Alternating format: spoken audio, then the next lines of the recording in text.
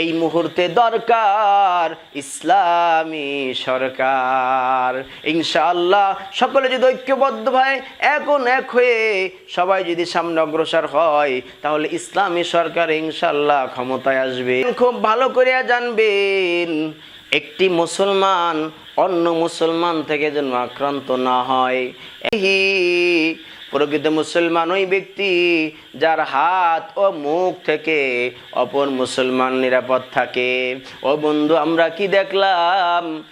শাইখে চরমানাই ফয়জুল করিম দামাত বারকাতুহুম তিনি বলেছেন যে বিএনপি এমন একটি দল, যেই বিএনপির দলের কাছে তার নেতাকর্মীরা পর্যন্ত নিরাপদ নয়, তার দলের লোক কর্মীরা পর্যন্ত নিরাপদ নয়, কিন্তু তাদের কাছে বাংলাদেশ কিভাবে নিরাপদ থাকবে তার একটি জ্বলন্ত প্রমাণ আমরা দেখতে পেলাম।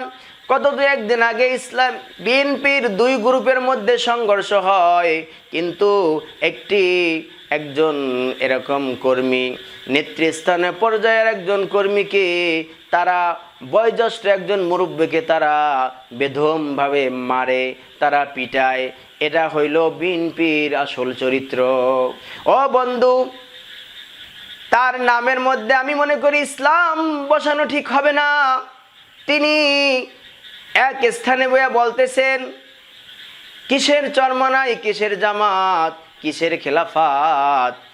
এই ইসলামিক দলগুলোকে কটূক্তি করেন এবং বলেন, অখাদ্য ভাষায় গালিগালাজ করেন এবং বলতেছেন এদের তো কোনো বেইল নাই, এদের কোনো অবস্থা নাই। সকলে বলে নাউজুবিল্লাহ।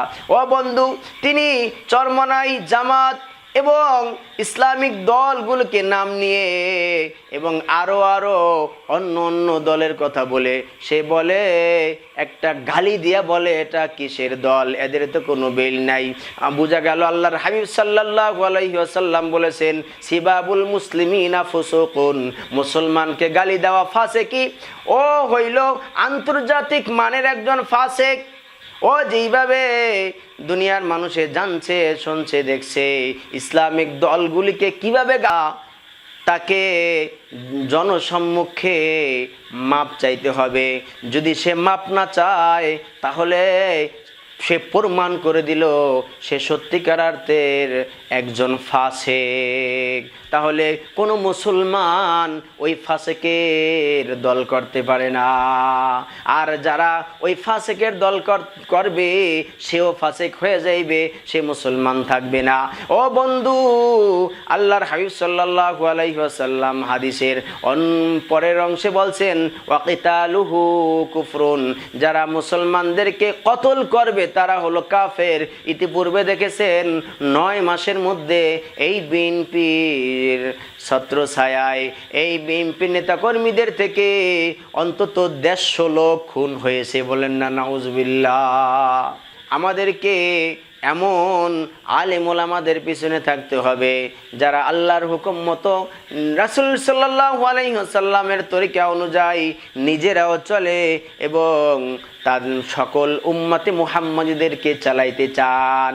এই জন্য ইসলামিক সরকার ছাড়া বিকল্প কোনো পথ নাই। এই মুহূর্তে দরকার ইসলামী সরকার। ইনশাআল্লাহ সকলে যদি ঐক্যবদ্ধ হয় এখন এক হয়ে সবাই যদি সামনে অগ্রসর হয় তাহলে ইসলামী সরকার ইনশাআল্লাহ ক্ষমতায় আসবে।